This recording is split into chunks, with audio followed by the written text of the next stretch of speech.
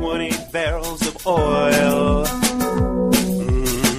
No need for pesticides to poison all our soil. People got no food, they got no clothes, they got no rest. Right now, it's time for hemp. Thank you for taking Time for Hemp. I am your host, Casper Leitch. You are listening to Time for Hemp all around the world on Tumblr, SoundCloud, iTunes, iHeartRadio. Anywhere there is sound found on the internet, we are found making sound on the internet. And Time for Hemp is like a good joint, always best when you share us with your friends. Don't forget, we are a group of people dedicated to ending prohibition all around the world, and we are a group of about 40 people who are creating original content dedicated to ending prohibition. On the program today, we have my joint host, Kelly Kriston. Good morning, Kelly. Buenos dias, Casper. How you doing today? Pretty groovy, thank you. How's life in your slice of heaven? Every day is a great day. Well, included.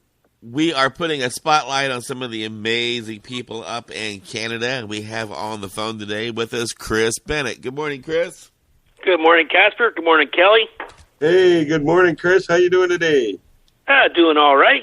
Could use a little more sun, but life's good. What, you're not getting any rain out there, are you? Well, it's not been rainy, but it's kind of October out here in Vancouver. Very cool in the morning, not the usual hot summer that we're used to here. So it's been kind of a lot of overcast days and, not really bad weather, but not like hot summer weather that you hope for. So not getting a great tan this year is what you're telling us. Yeah. Cool. So what's new and exciting out in your neck of the woods?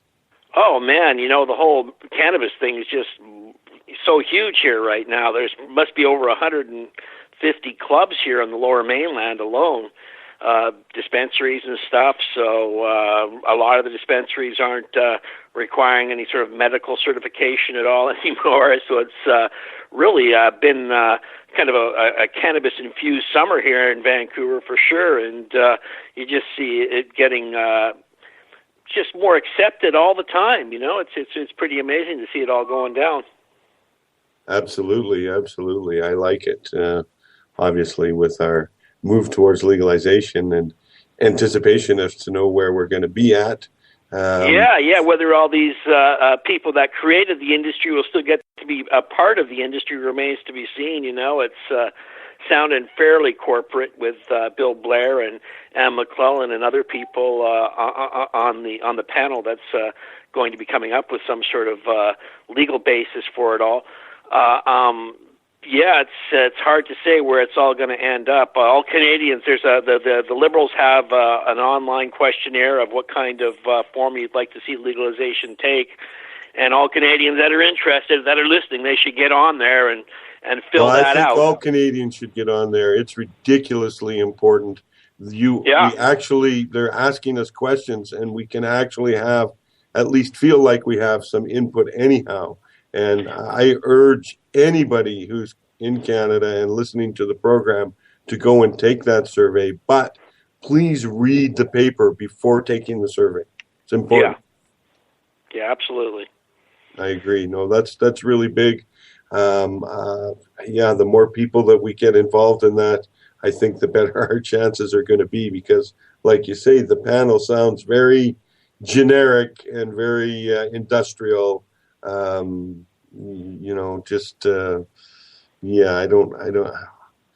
know. Well, the only friendly person on the panel, Susan Boyd, who's written about drug prohibition and the drug war before, and her book Crack Moms to Witches. And the rest of them are all pretty, entrenched liberals.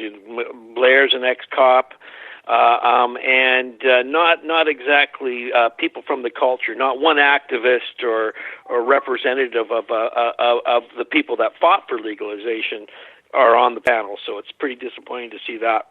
Yes, of course, as always. I agree. It would be nice to at least feel like we had, those people that have been out there doing this forever, had some kind of a voice as well.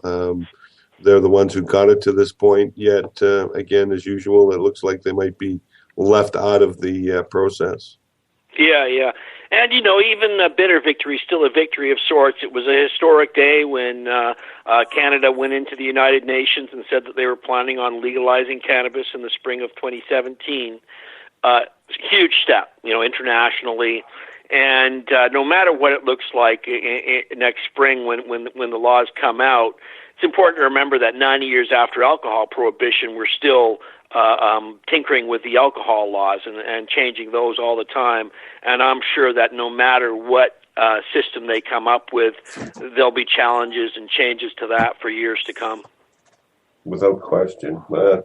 It's going to be a long process. We know that it already has been long, and I don't suspect it's going to, again, happen anytime super quick. A lot of people got a lot to say, and this survey is really, really, really important. Every single one of you who are listening and are a Canadian resident, it's, and you have, I hope that you have some kind of an interest in what may happen. Get out there and have a look online and do this survey. Absolutely. You have no right to complain unless you take part in the process. When there's an opening for you to take part in, and there's an opening here for everybody to take part in Canada. Absolutely. Every Tom, Dick, and Harry. Come on, people. Absolutely. And how's things in your province right now? Well, we're still in the dark ages. Yeah, a little more of a fight there. We drool when we hear those stories of all the shops that you have out there and the edibles and all that kind of stuff. And there's just so much going on out there and nothing going on here. It's those first few brave pioneers like canaries in the coal mine that go out and just bravely open up in the face of such huge opposition, and they'll probably be the ones to get busted, you know what I mean? But at a certain point, they just start popping up more people like that, then they can bust them, and it sort of takes over at a certain point, Yeah, no, I agree, and like you say, as usual, or what probably is going to happen is the people that fought so hard are going to be left out. So every one of you can go and at least have your voice heard somewhat through the online survey, regardless of whether you're an activist or not. But if you're involved in cannabis in any way, whether it be recreational or medicinal or whatever the case may be, or even if you're not cannabis friendly, you can go and have your say as to how, or your input anyhow, whether they take what I think that they have to really look at the information. So if enough people get out there and put that information forward, I don't know. I strongly believe that our guy Justin will, put a lot of weight on what the people have to say. I hope so. I've been disappointed so far with Trudeau. He could have decriminalized simple possession in the interim period while they were coming up with crafting the laws for legalization, and he didn't do that. I think if you look and at other the numbers, things. I think if you look at the numbers, though, that's really down. I don't, I think that they are taking a lighter stand. I think the charges are down in that area. Yeah, I'm not sure on that. I haven't seen any stats on the most current. Usually it takes a couple of years before you get to see what's going on with arrests and stuff like that before they get all that data together. So I'm not sure about that. It had been going up in the last few years overall for possession, so I don't know what's going on currently. And there seems to be, when we saw the raids in Toronto and stuff like that, there seems to be some eagerness on the part of the police to keep enforcing the laws as they sit. And Blair's made it pretty clear that the laws are still in existence and will be enforced, so there's not been any sort of federal request to not pursue people or pursue those charges.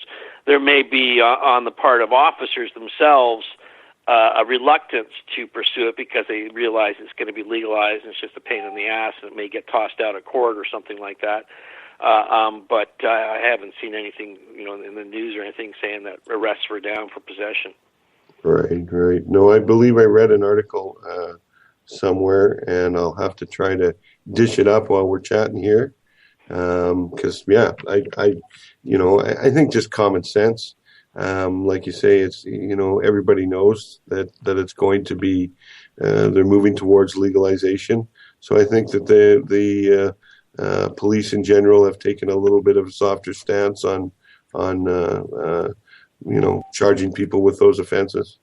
Yeah. What was really interesting was, some newspaper articles a while back, not that long ago, about how much they were spending on marijuana enforcement. And it was like half of the bloody police budget or some crazy thing was, going into these pot cases. So it'll be great to see once that's removed from it, unless the legalization is particularly prohibitive, and there's lots of laws for the police to enforce still, where those police dollars and hours of duty go to after cannabis legalization takes place. Hopefully they can start figuring out some of the more serious problems like the missing women and stuff that have been issues here in Canada. Oh, 100% for sure. Not only that, of course, the courts, all that right down the line, if they eliminate a lot of the cannabis offenses, or if they're eliminated, it's drastic. I mean, like you say, the hours spent by the city police, the RCMP, judges, lawyers, it's insane. The dollars, jail guards, and then kids go to jail for pot, and then they pick up other criminal behavior in jail, Yes, they do. But, come on, it's supposed to be rehabilitation. Well, learning how to break into places better, I guess, is a form of some sort of career opportunity. Learning how not to get caught next time, that's the deal. That's right, yeah, for sure. That's too funny. But yeah, it's very much a natural fact of going to jail. You put you in there with people that are all doing the same thing, and you get together and, you get a little bit better and a little bit smarter at it. That's for sure. Yep, absolutely. Old school. Yeah. Not that I've ever been to jail. Well, I've just been in for the night. That's about it. No long-term here either. And I hope I can keep it that way. I'm an activist up to the point of jail, but not including jail. I don't like to put my neck out so far that I end up in the hooter like so many of my friends, Yes, no, I understand. I feel you there. I'm sort of the same way. But I do have a little bit of jail experience, not a ton, but it's not a place that I really want to go back to. I can assure you of that. Yeah, absolutely. How about you, Casper? You been playing in jail anytime recently? Or? I am one of the few people in the marijuana movement, knock on wood, who has not served any jail time. I was picked up hitchhiking when I was 18, maybe 19, in Michigan. Had I been 5 miles farther down the road, it would have been a ticket. But they picked me up for hitchhiking, and then when they went through my backpack, they found $5 worth of marijuana in my backpack. And this was in 76, I think it was. Oh, wow. You're like a major criminal back then. Oh, yeah, they put me in jail with all the hard criminals. They put me in a prison, not just for over the weekend. Who I was going to go visit up in Illinois came on Monday to post bail. And then they told me I had to show up in court, and I went back 3 months later for my court hitchhike up there, and when I got up there was a murder case going, so they postponed it. So then I went back again, and when I went into the courthouse, on the way up there too, we had a car accident. We had the police was taking care of the car, notified the court that we were en route, not to count us as absent. We got to the courthouse at 4:30, and there was a black janitor who was in the hallway while I was waiting to go into court. cleaning, and he wanted to know what I was doing there, and I told him this and that, and what was going on. And then when I went into court, it turned out that the black janitor was actually the judge. He had put on his court and said, well, I spoke to you out front, and I have the impression that what happened to you was an innocent mistake, and that you are a student at a university in another state. You could have not even come to Michigan, but you've been here twice. So what I'm going to do is I'm going to find you guilty and give you a 6-month sentence and a probation. And at the end of 6 months, your record will be clean, which means that by the time, as slow as we are in our state, that we get it on your record, we'll be taking it off your record. Case dismissed. Well, that's good. So I spent 2 nights and 1 day in jail. There you go. And we were all pretty hardcore then. Yeah, so... And when I was in jail, the other fellow inmates could tell that I was just green and scared. And there was a couple of guys in there who kind of like protected me and made sure that I had a safe journey in jail while I was in there. So, no, I've never really had to deal with anything ugly like that. I have been your typical middle-class, upper snob. Thank you. Yeah, well, we're all lucky because, as we all know, there's been some really serious and cruel jail sentences put on people for this wonderful plan, people that believe in it, like Eddie Lapp, who's still in jail, and other people who've had outrageously long sentences and are still in jail. Oh, absolutely, and I know it's because I am white. I know that for a straight-up fact, and it even played out for me when I was in L.A., There was a couple of times when I was buying herb off the street, whether it be in Chinatown or down in Compton or various areas where I was the only white boy on the block. And so I must have been down there for a reason, right? But I saw cops picking up Mexicans and Hispanics and other cultural background people left and right. And there was even a couple of occasions where the person who had just sold it to me was busted shortly after I had bought it.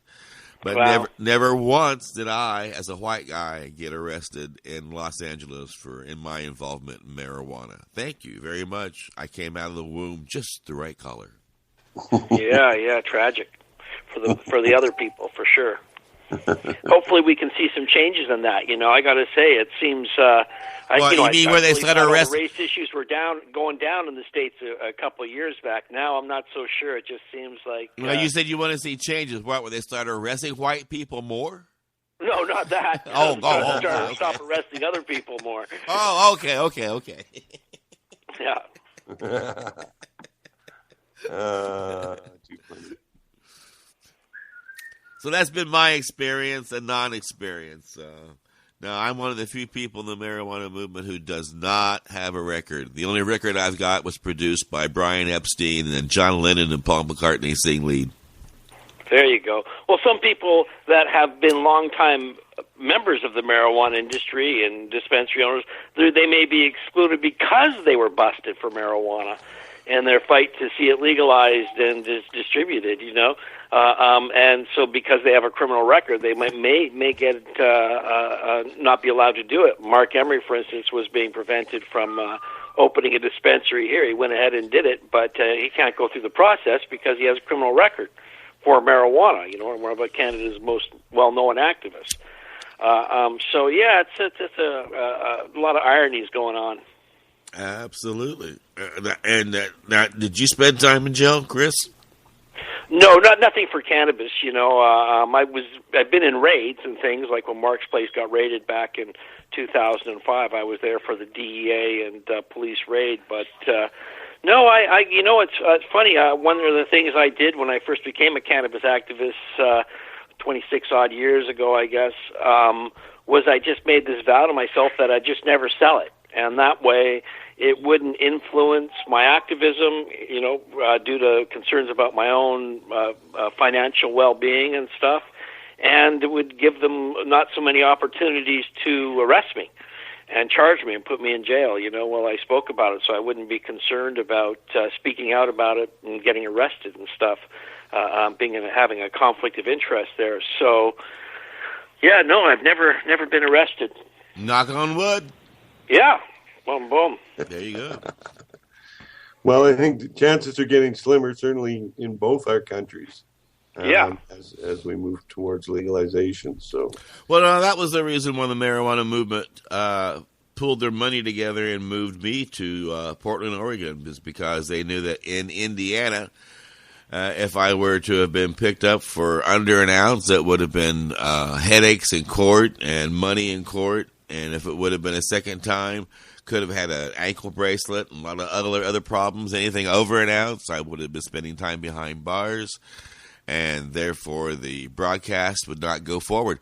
And they felt that the content of Time for Hemp was valuable enough to protect. So the community in Oregon pulled their money together and moved me to Oregon so that they could get me on a medical marijuana card. And here, if I ever get arrested for anything, it's because I was a bad, bad, bad human being using guns and beating on people, not because I was smoking pot. So because of that, I should never be arrested. Well, that's great. Yeah, and it's land of plenty there as well. Just so much happening with cannabis in Oregon these days. It's always wonderful to go down there. And, nutty. I swear, when I first moved here, I was waiting for somebody in the background to yell, "Cut! That's a wrap! All right, take the marijuana plants and put them in the prop room. Those of you who've been smoking those fake joints, be here tomorrow at 3. We'll start doing the movie again." Yeah. Yeah, no doubt. It's great seeing billboards, or you pick up a newspaper and it's full of cannabis advertisements, and it's a great thing to see. They don't even really count a lot of that stuff as benefits, financial benefits of legalization. All the advertising and graphic artists and billboard space, and all the little knickknacks and stuff that go along with the cannabis industry. There's probably a multi-million-dollar industry in just dab tools these days. All these side industries that take place once legalization comes around. Right. You're not kidding. And then on top of that, the police here are actually my friend. And I know that sounds weird to most people outside of Oregon, but if I called the police in Indiana because somebody was breaking in, the guy breaking in or the gal breaking in would have been arrested, and so would have I for the amount of pot that I had in the house. And here, just the person breaking in will get arrested. So I know that if I need the police, I can call them, and they're not going to screw with me. They're going to come for the reason that I called. I guess state police can smoke cannabis off duty as well, with no problem, or? Oh, I don't know. I don't hang out with them. Yeah. Do they still drug test down there in Oregon, or has that all been put by the wayside? Oh, no, they even drug test for your fast food restaurants. I think someone told me that. I said, well, how the heck do you have a staff? Yeah, no kidding. But I guess what they drug test for is for the hard drugs. Right. And if there's THC, they probably you'd almost have to overlook it if you wanted to hire anybody, right? Yeah, I would think somebody would challenge that law if that was the case, So, they still drug test, but for what, we're not sure. And I know there's been a couple of people who were involved in the marijuana movement here who tried to get jobs like in fast food or just crappy areas in the industry. And because of their involvement in the marijuana movement, they were not hired for family-friendly establishments. So they still hold it against you. Yeah. Well, I assume, I guess it's every employer's right to hire who they do or not want to, as long as it doesn't interfere with a lot of things, race, age, sexual preference, certainly cannabis use should be on that list too, I would assume. Absolutely. I'm sure that, they're not questioning people if they smoke cigarettes, and that's a much more harmful substance, and I think that would be challenged if anybody did do it. So, they shouldn't be able to create new laws that somehow. If Time for Hemp ever gets large enough to where we can afford a staff, I plan to piss test. For positive results. No, because if it comes back negative, we're not gonna. Well, we'll hire you temporarily, but we'll put you in a drug class and teach you how to roll a joint, how to smoke a bong, how to inhale pot. Perfect. And then we'll test you again at the end of 2 months. And if it's negative again, then we'll fire you. Oh, there you go. So you need to get THC in your system in order to maintain your employment with us. Thank you. That's right. And what level do they have to have? At least to be able to, the equivalent of at least 2 joints worth. There you go. Okay, cool. Or they can't stay on staff. But they're told that before they're hired on, so it's not like a discrimination suit. There you go. So they're really hired on. That's it. Right, Kelly? Is that what you do at KDK? Yeah. It's almost a prerequisite, yes, that you but not entirely. No, we're but yeah, we do prefer, of course.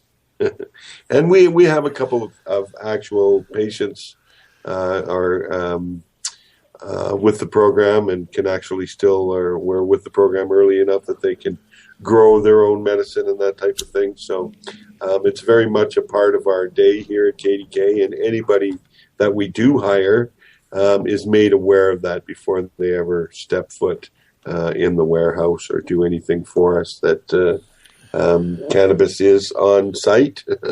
And if you're uncomfortable with it, no need to be. It's all, anything that may be here, of course, is legal, and but we welcome it. So you have to feel comfortable working around it, or it being here. Well, with that said, we're going to take a 4:20 break here on the big broadcast, and then come back and pick up where we left off here at Time for Hemp.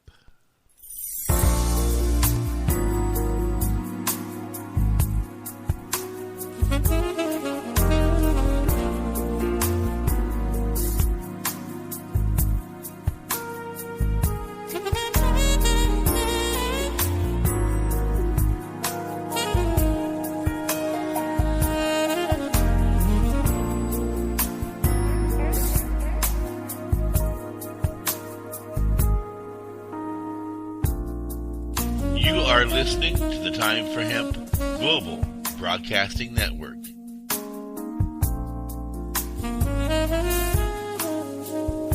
Please share us with your friends.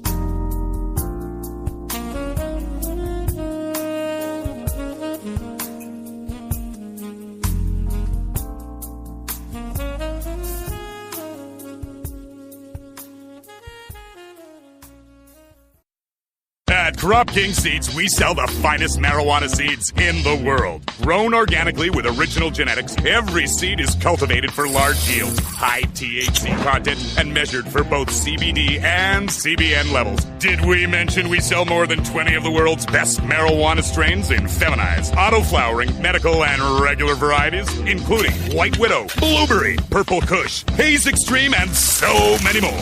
Through our website and friendly call support team, our seeds are available for direct order with speedy worldwide shipping.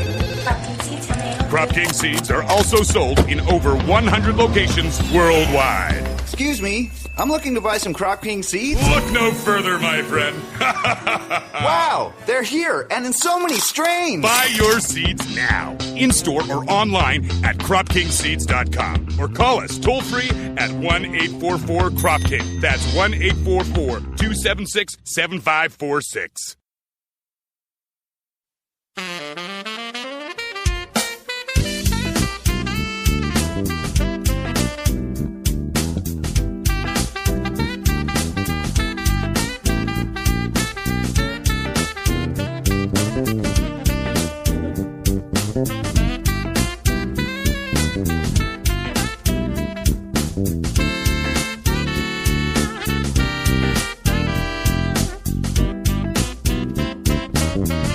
Get your smoke on, everybody gather round. My connection came to town. He's got chronic, don't you know? He came straight from Mexico. Buy an eighth or buy an ounce, but here comes the 5-0, so you better bounce. Get your smoke on, get your smoke on. Light up a joint and make it fatty.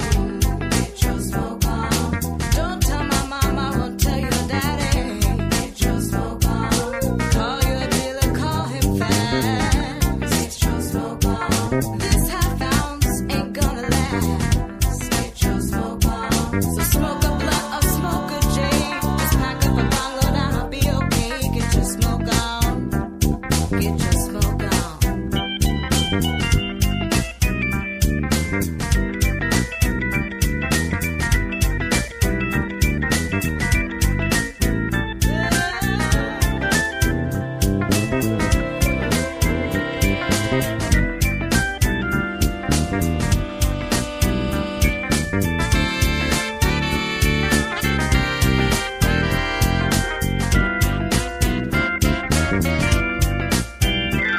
Legal stuff from Uncle Sam.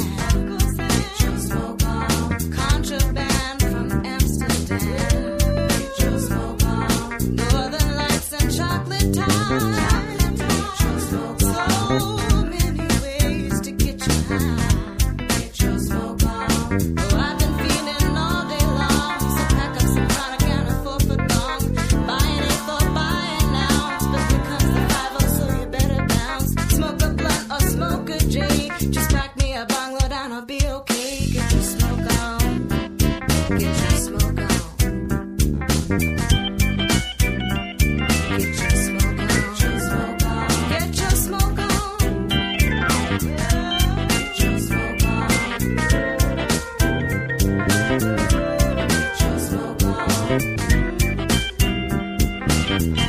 Get your smoke on. Get your smoke on.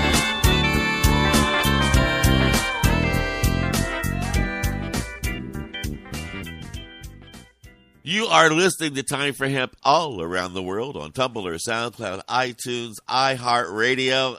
And remember, we are like a great joint, always best when you share us with your friends. It is Tuesday. We put a spotlight on the amazing people at Canada on Tuesday. And as my joint host has to say, it's always a great day in his neck of the woods. And Kelly, in your neck of the woods, you and your team make a great day for a lot of other people with your assistance to the medical marijuana movement, don't you? Well, we certainly have been trying. Over the last couple of years, we've run a program where we give away a free vaporizer to a medical patient somewhere in the world. And I got to admit, we're running low on winners. So if you're, out there and listening, if you're a medical patient, it's super easy to qualify. If you are a medical patient and use cannabis for whatever ailment it may be, there's no discrimination there. The only important factor is, of course, that you're using cannabis to help treat your ailment. And the other requirement is that you're basically not able to afford one. You're on assisted income, disability pension, old age pension, whatever the case may be, or nothing at all, no income at all. And I know that there are literally thousands of you out there, not only in Canada, the U.S., but certainly all over the world. And this program is worldwide, wherever you may be in this fine universe or world of ours. If you're a cannabis patient and you'd like to have a quality vaporizer but are unable to afford one, all you have to do is send me an email to Kelly, Kelly, at kdkwholesale.ca.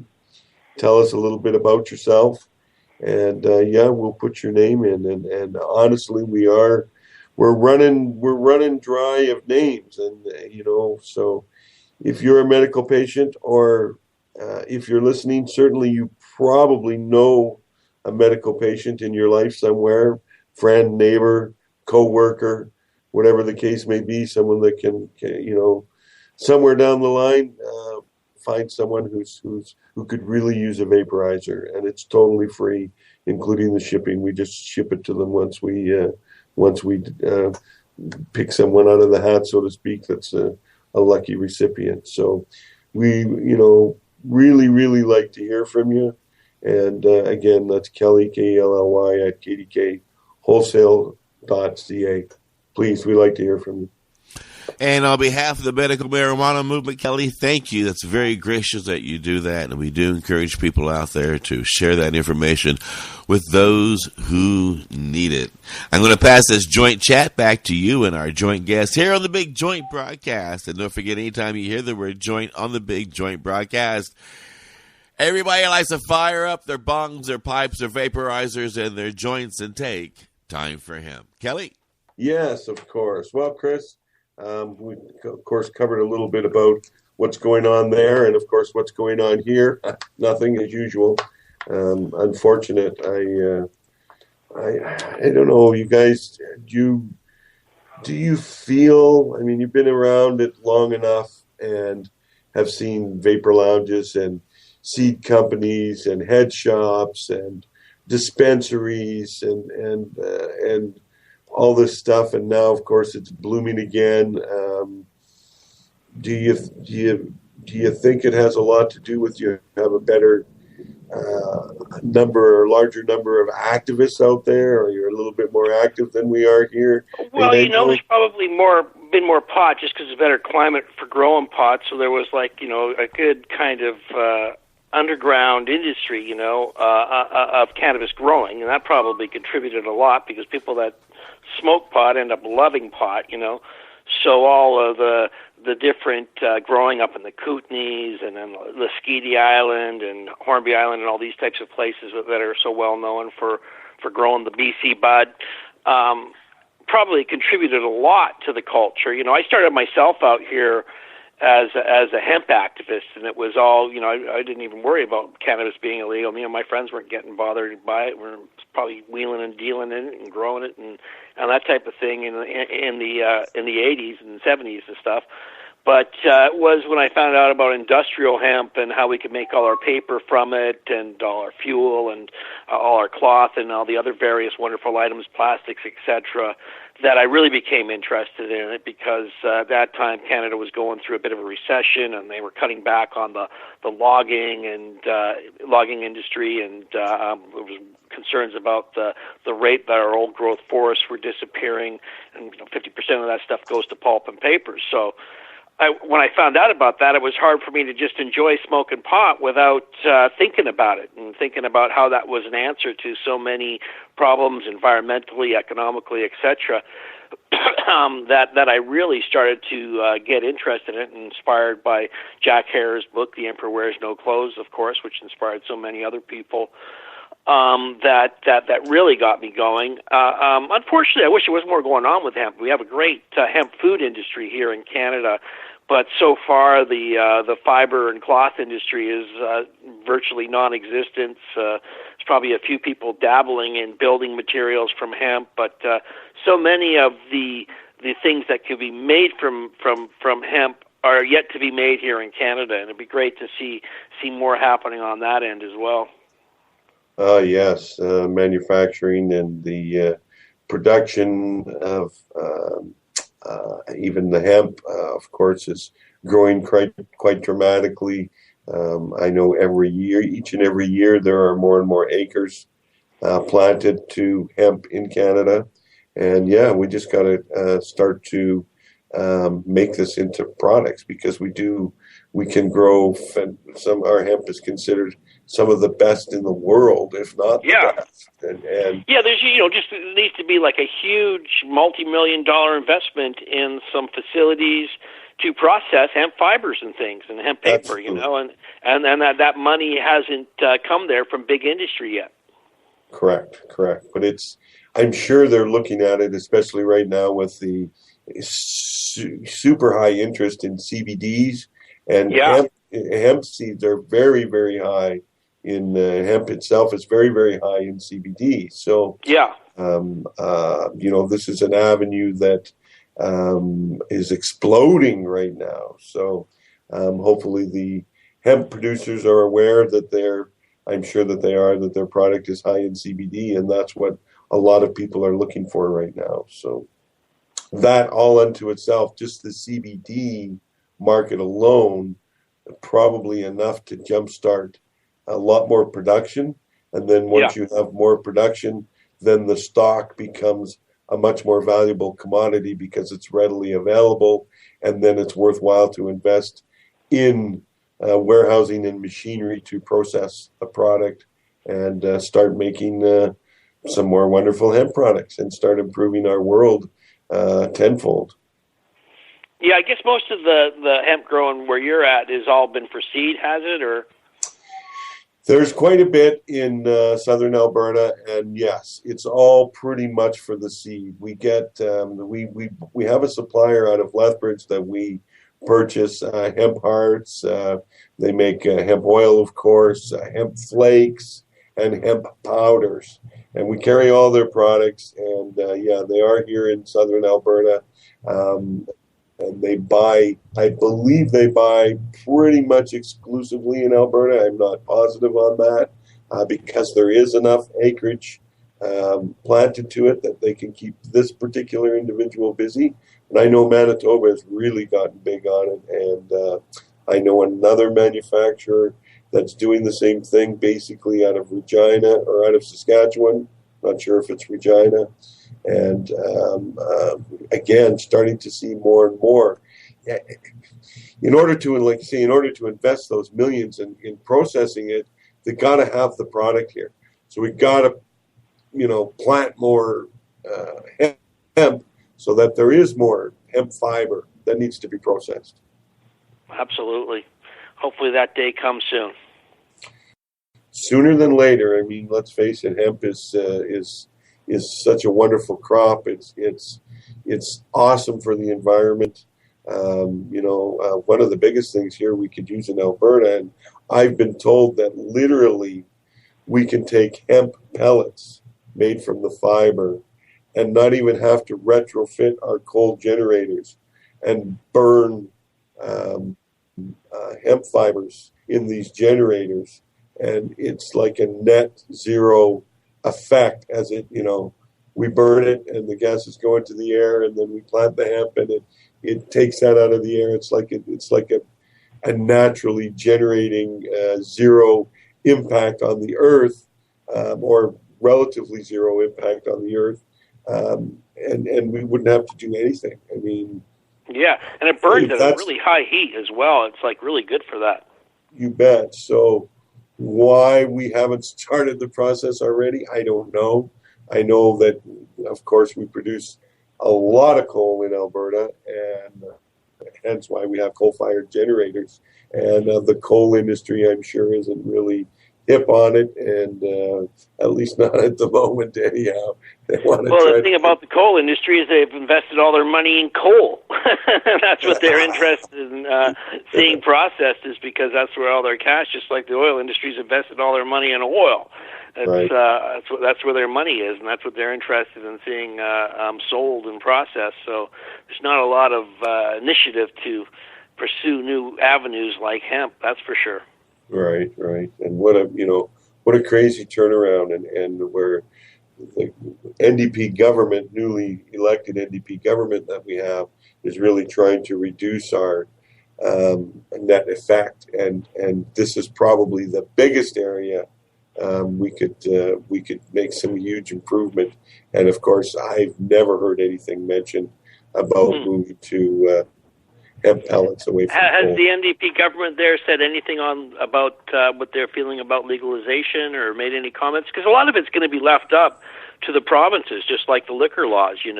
They're probably going to have some overall federal rules, but all the real nuts and bolts of it will probably be on the provincial level. Right. No, there's not much being said about that. Right now, everything that's happening with the NDP government is all situated around the budget and the oil. And of course, it's been over 44 years of progressive conservative rule. So right now they're just sort of fighting to, they got handed the reins when oil has basically been under $50 a barrel. And, the Tories had it up as upwards of over $100 a barrel. And they're just trying to survive as best they can. And you know what? In all honesty, they're doing a great job of it, considering their oil revenues are down more than 100%. it's crazy how much less the government has had to work with, yet they're still operating. And it just really goes to show you how the Conservatives were pounding it to us for the last 4 decades, their sense of entitlement and their complete and utter waste of these dollars that, Alberta has brought in. I tell people, I think we almost should have our streets paved with gold. They had so much money, but I don't know where they wasted it all or how it all went away, but they were certainly good at getting rid of it. Yeah, so much goes to taxes. It's unbelievable. It's insane. And, our government has, in my lifetime, has had just so much money and has just pilfered it away. Reminds me of one of my favorite bumper stickers that I saw not a few years ago here in Alberta, and it said, "Oh Lord, please let there be another oil boom, and I promise not to piss it away this time." Yeah, sad times. So we're, again, the province is really hurting. The NDP is struggling just to, they're getting bombarded from everywhere. Of course, it's all their fault, even though they've only been in power for 6 months or whatever, right, since the fall. Well, sorry, I guess I shouldn't say that. I guess it's coming close to a year now. But everything, of course, is their fault, even though they took it over. Schools, education, healthcare, everything, the trust fund, the fact that we're in debt, we're, to such a large extent that there's no reason for us to be there with the amount of dollars they had. They've just been frivolous with it for the last 30, 40 years. Crazy. Plain and simple. Yeah, it's amazing. We could be so much farther ahead as a province, and should be. That this glitch in oil revenues would have such a less impact if our government had been prepared and sitting flush with cash as they should be. Is there a lot of support for legalization there in Alberta? Unfortunately, I don't know if it's. I think it's because have been the conservative, hardcore center conservatism in all of the country. We're rarely vote. People here are just. It's hard to imagine that you can't. People just don't get it. Their parents voted conservative. Their grandparents voted conservative, and that's what they do. It's just like generation after generation, the blind leading the blind. So this upset was really mind-boggling, and in all honesty, I never expected it. I'm sure the NDP never expected it, and but it's great to see the ruffle in the feathers. It's just kind of sad to see everything's now lumped on them as all the problems we're having as theirs, and unfortunately they didn't create them, but they are working hard to try and solve them. There's been very little about cannabis in the news here in Alberta with the NDP. I think just and it's just a history of it. Harper was our prime minister for way too long, and of course his riding is here in Calgary. I'm fairly confident nobody's opened up a dispensary or a vapor lounge or anything like that here in Calgary, because I'm pretty sure they'd shut it down really, really quickly, because it is still ridiculously conservative in this province, and it's over the top. And so I don't, when we have rallies and stuff like that, we have, on April the 20th, and you see what goes on in Vancouver. There's nothing here. If the weather's nice, you might have a few hundred people out there. It's peaceful, and it's all that. It's great, and it's it's nice to see some people get out, but there just is no support for it here. Too many people concerned about the Conservatives. A lot of people who are, I think our cannabis usage rate is just as high as anywhere else in the country. It's just that it's like taboo, and so many people are closet smokers in this province because of the heavy conservatism, and it's been going on for decades. So it's like ingrained out here, and I happily walk around and talk to fellow Albertans about the fact that we're, how do you feel about being NDP provincially and Liberal federally? Wow, oh my God, that's like, could it have ever been worse in their lifetime? Yes, for certain. And NDP was the second choice. I mean, they didn't really get elected because they wanted to elect the NDP. They got elected because they were finally tired of conservatism and the Conservatives and what they had done and what they were doing and where they were headed. And of course, being so hardcore conservative, people just couldn't get on board with Liberals, so the NDP became the party of choice. Well, by default, you might say. Job. No, I think they're doing a phenomenal job overall. Again, like any government, they're far from perfect. But you know what? They're really, really actually trying. And I get that feeling also from our federal Liberals, that they're really trying to do as much as possible that's just the right thing to do. And that's so refreshing and so awesome. I feel really good about being a Canadian these days. Well, exciting times for the country, for sure. Without a doubt. And I'd be a lot more excited if we could have some of the dispensaries and vapor lounges and that kind of stuff that we have in the rest of the country. But who knows if when and if legalization finally gets pushed through. We had a discussion about if they were selling it through the alcohol system, like through the liquor control boards of each province. If they did that here in Alberta, we would move from the most restrictive province to the least restrictive province, because of course our alcohol sales are not controlled by the government on a retail level. On a wholesale level, of course, they're still controlled by the government. But on a retail level, we have liquor stores a dime a dozen. They're everywhere, and they're open till 2:00 in the morning. And craziness. I mean, since they privatized, it's amazing the difference in purchasing alcohol in Alberta. How easy it is, how close it is. I mean, some streets you can go down, there's 4 or 5 liquor stores on that street. I guess the same as sometimes in Amsterdam, there's 4 or 5 coffee shops on the same street. Well, speaking of how close it is, we are close to the end of the hour. We only got a couple of minutes left, and this gives us a chance to do a spotlight on our favorite URLs, starting with our joint guest. Favorite what? URL. Website. Oh, URL, right, okay, yeah. You want to put a spotlight on any website in particular, Chris?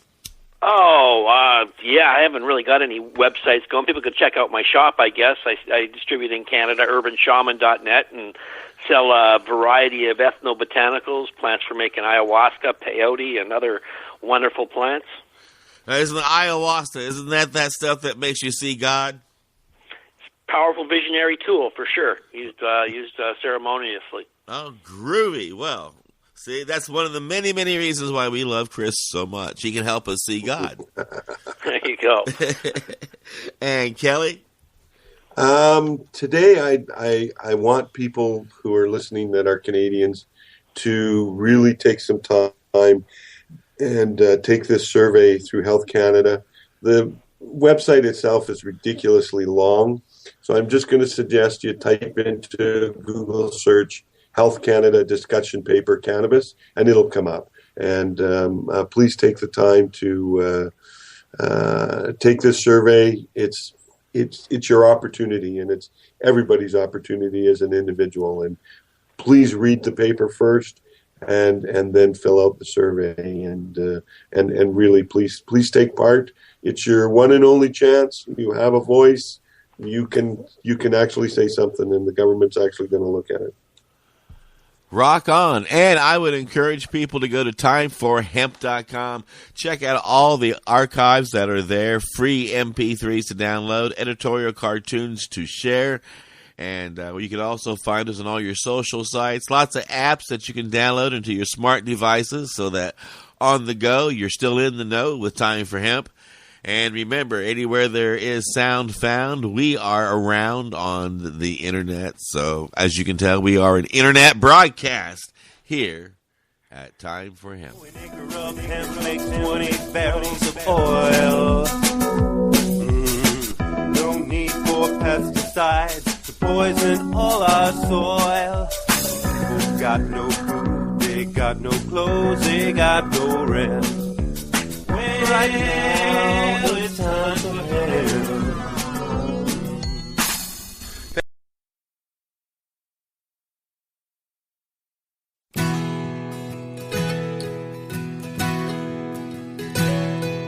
Since 1990, over 9 million people have broken the rules and got arrested for pot. That's more than the population combined from Alaska, Montana, Wyoming, and even Vermont. Man, that sure seems like a lot. In 2005, over 750,000 American citizens got busted with weed.